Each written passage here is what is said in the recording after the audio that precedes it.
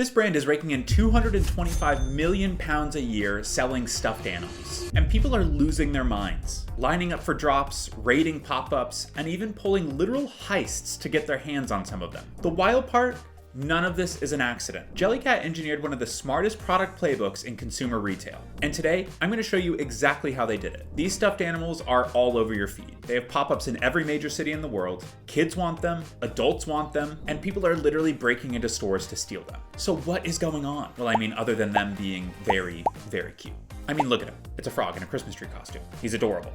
But seriously, this brand is worth over $3 billion and has over a 60% margin. So what gives? Why are these toys everywhere and why do they feel impossible to escape? The reality is Jellycat isn't just cute. They're pulling 3 fundamental marketing levers that almost guarantee demand. And today we're going to break down the exact strategies that have allowed Jellycat to dominate the toy market, what makes them so desirable, and how they're managing to sell an $80 stuffed animal in this economy. So let's jump in. The truth is, Jellycat sells nostalgia disguised as a stuffed animal.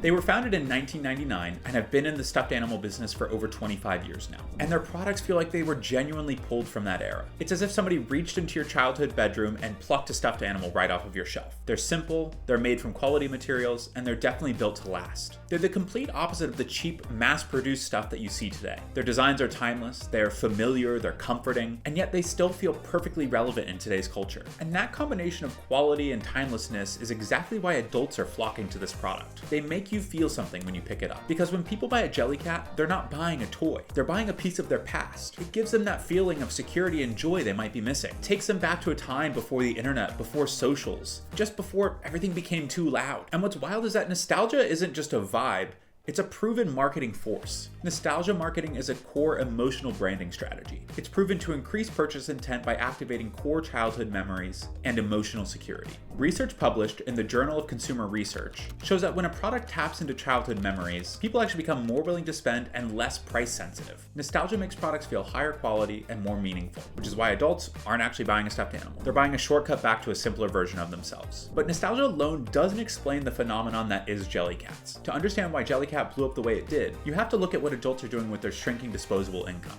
Adults buying toys for themselves now make up over 25% of all toy sales in the US. That's not a fringe thing.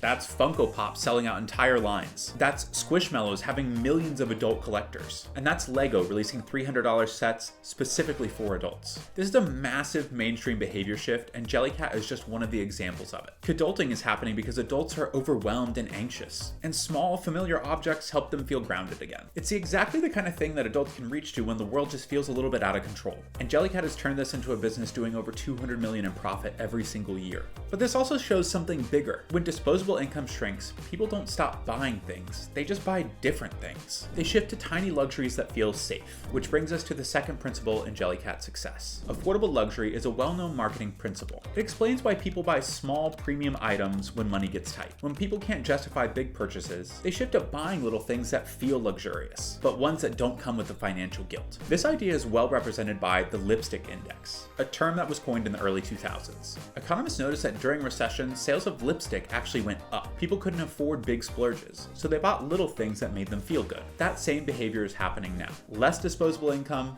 more stress. More people looking for tiny, safe luxuries they can treat themselves with. Other brands have been using affordable luxury for years. Starbucks is the classic example. A $7 coffee isn't cheap, but it's definitely a lot safer than a $100 meal out. Glossier, Lush, Skims, Stanley, these are all examples of affordable luxury. Make something feel elevated, make it feel good to own, and keep it under that psychological pain threshold. And people are gonna buy it even when money feels tight. The playbook is simple, and Jellycat fits it perfectly. It feels special, it's high quality, and at around 30 to 80 bucks, it feels right in that little treat zone. Expensive enough to feel premium, but not so expensive that it feels reckless. This is why the brand keeps winning. People want joy in small doses, and Jellycat, with their slogan, "For the joy of it," has positioned themselves perfectly. But even that isn't the full story, because Jellycat uses another tactic, one of the strongest psychological levers in marketing. All the brands we just talked about, Stanley, Skims, Lush, Starbucks, they all have something in common. People buy from them over and over again. And that's the real engine behind affordable luxury. It's not a one-time purchase, it's a habit, a little treat that keeps on repeating. And Jellycat leans into that in the smartest way possible. They have limited editions, they retire older products, and they're constantly launching new drops. They create just enough scarcity to make people check back over and over again. People come back,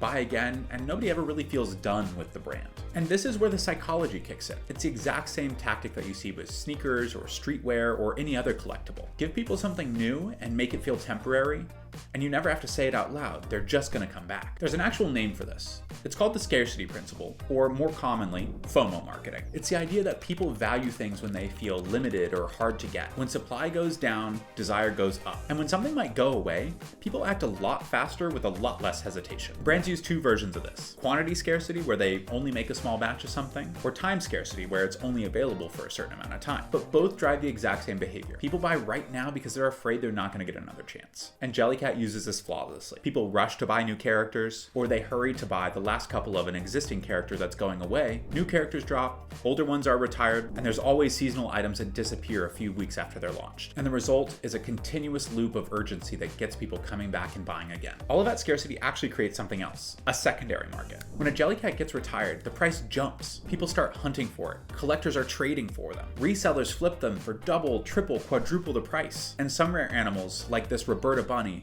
are even selling on eBay for over $5,000. And that only adds energy back into the brand. Because the moment that people see a product selling out or being resold for more than it's worth, it signals that it's valuable. It creates status, it creates FOMO, and it makes the next drop even bigger. Jellycat doesn't have to run the resale market. The community does it for them, which means their brand gets all of the upside, the buzz, the demand, the cultural relevancy, and they don't ever have to lift a finger. So when you put it all together, Jellycat isn't just a cute toy brand that got lucky. They built a business on three fundamental marketing principles that almost guarantee demand: nostalgia, affordable luxury, and scarcity. They make products that remind people of a simpler, safer time. They price them in a way that makes them feel premium and doable, even when money is tight. And they use drops, limited editions, and product retirements to make sure that people continue coming back. And the result is a brand doing hundreds of millions of pounds in profit every single year, selling stuffed animals. And that's the power of understanding people, how they feel, what they value, and where they turn when they're feeling overwhelmed. If you enjoyed this breakdown and want to see more like it, drop it in the comments and I'll add it to the list. See you next time.